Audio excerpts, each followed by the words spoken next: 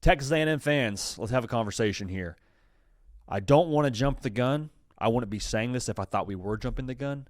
I think battered Aggie syndrome has officially had an antidote found for it. The antidote is Mike Elko, and you saw 50 cc's of that delivered in an effective fashion last night with a massive win over LSU at night, emptied that place out in the fourth quarter. Started to trickle out even earlier than that, to keep it a buck with you. What do we make of this? And why do we think that A&M is at a different level this year? And why, if you're a Texas A&M fan, like we said before, it's okay to believe again. We'll talk about it right now, as always, presented by BetMGM. If you're a Texas A&M fan, we picked y'all in the preseason to be a college football playoff team. We are toting that flag. We've been wrong about a lot of things this year. This is not one of them. So we are all the way going to victory lap on this. Appreciate you being dialed in. Appreciate you being subscribed. Make sure you're locked in here because A&M's got some things in front of them that I think are going to be pretty exciting here for the good folks out there in College Station. So some of y'all are watching this video and saying, BAS, what is battered Aggie syndrome? Wait, hang on. Let's reset the table here.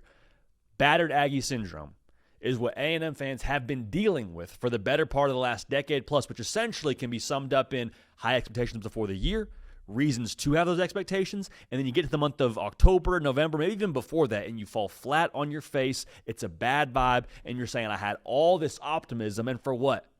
For an 8-4 record? For a 7-5 record? And the jokes were flying in the preseason. Texas 8-4. Texas A&M always underachieves. A&M's never had nice things before. Why should they have nice things now? They were saying all those things about you. Now what? Undefeated? 8-0 for the first time since 1992. You won at LSU for the first time since 1994. And here's what I want to make sure we say. It was always, for A&M, fixing battered Aggie syndrome, it was always a culture away. It was always that close. Because you were never outside of your gourd for thinking that you had the talent to go win games. You did. That wasn't fugazi. You had real deal top-tier talent in College Station, and you underachieved. Why? Because you did not have someone in charge or the right leadership in that locker room to make it all work together, to be the best team week in and week out, to play to your potential, to have competitive composure, all those things. But guess what? Mike Elko has brought that in spades. We've beat this talking point over the head, but I want to do it one more time. He brings everything that A&M had previously lacked. And I think when you talk about teams in college football in general, why do they underachieve? The same reason Bama and Nick Saban always overachieved relative to whatever they were any given year.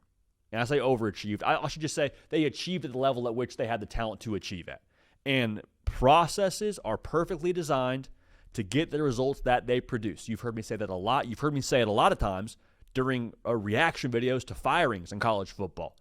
Florida and Billy Napier, process wasn't good enough. Penn State and James Franklin, process wasn't good enough. Right now, the process at Texas A&M that's reflected in the culture, that's reflected in what you see on Saturday afternoons and Saturday nights in Death Valley last night, that's the process that Mike Elko has put in place that's different than what you had in the past.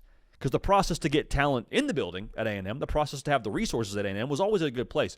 But you did not have a guy in charge that had the right processes in place, there's that word again, to maximize everything else that ultimately creates winning football. And so if you're an A&M fan, you're still saying, JD, I appreciate this. I like that we're 8-0, but there's a part of me still that's waiting for the other shoe to drop. And I understand why you feel that way. That's why battered Aggie syndrome is a real thing. It's conditioned you to believe that you shouldn't have good things happen. But here's the thing. A&M fans, enjoy this because you've waited a long time for this. You have. I understand. You have had letdown after missed expectation after missed expectation. But if you don't enjoy this right now, guess what? You're going to miss it. You're going to miss it. These moments only come around so often. Now, I'm not telling you there won't be more moments here in the future for A&M. Spoiler alert, I think Mike Elko's got A&M here to stay. I think he has totally rebranded and refocused what that team's going to be here in modern college football and for the next however many years. But understand now, what's happening now, there's no guarantee what happens next year or the year after. Enjoy this. Soak it in. The reason why I think this team is different outside of the Mike Elko factor, look at the way that they're built, both psychologically and personnel-wise. This is not a fragile team or a fragile roster. If it was a fragile team psychologically, we would have seen by now. We would have seen them have their cage rattled a little bit against Notre Dame on the road. Would have seen them have a little bit of complacency set in when they come back home and play Auburn. Would have seen them have a little bit of a psychological letdown when you're down in the first half against LSU. You got to answer after having a blocked punt, after a personal foul that is a boneheaded penalty, but it extends a drive, it ends in points for LSU. All those things, if you were psychologically soft, those would have gotten you beat.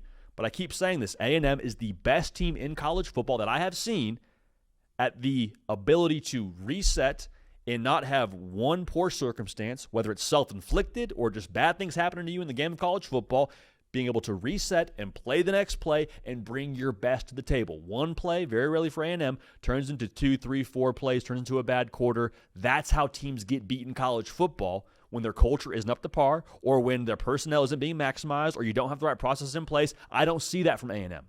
Like, if there were symptoms from A&M where we could say, I don't like the way that this looks and that looks, and I think eventually at some point in time it's going to get them, we could point to that. I don't see a lot of symptoms right now for A&M. I don't think anyone's perfect across college football. There are teams with perfect records, and A&M's one of them, but I think what you've seen right now from A&M, the way that they are continuing to, again, meet the challenge every single week, that to me screams psychologically, mentally, competitively a tough football team. There's that part of it.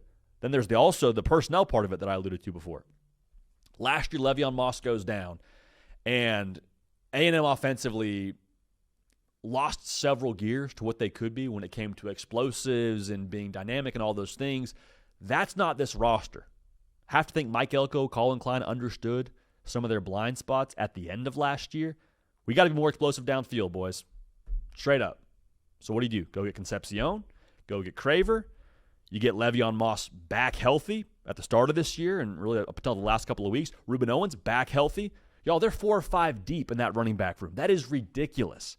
And so as much as you hate losing Le'Veon Moss, as much as that sucks, there's so much depth within this football team at those key playmaker positions to where they're able to sustain a loss, as unfortunate as it is. It's the world of college football. It's the world of contact sport that is college football. And they're able to not miss a beat and still score what they scored last night, over 40 points. Like, that is who A&M is. They have the ability now from a roster level, in addition to the culture, from a roster level, they have the ability to take unfortunate circumstances and still be able to pull themselves back up, not have to change their game plan too much, and stick to their script and play their best ball. So again, enjoy what's happening now, A&M fans. I know it's scary to believe. I know this is something you have felt before when it comes to being willing to believe in your football team, and you put your hand on the stove and you got burnt and you said, never again will I allow myself to be vulnerable enough to believe in Texas A&M football. I'm not going to be the butt of the joke again. Tell you what, the beauty of getting hurt like you've been hurt in the past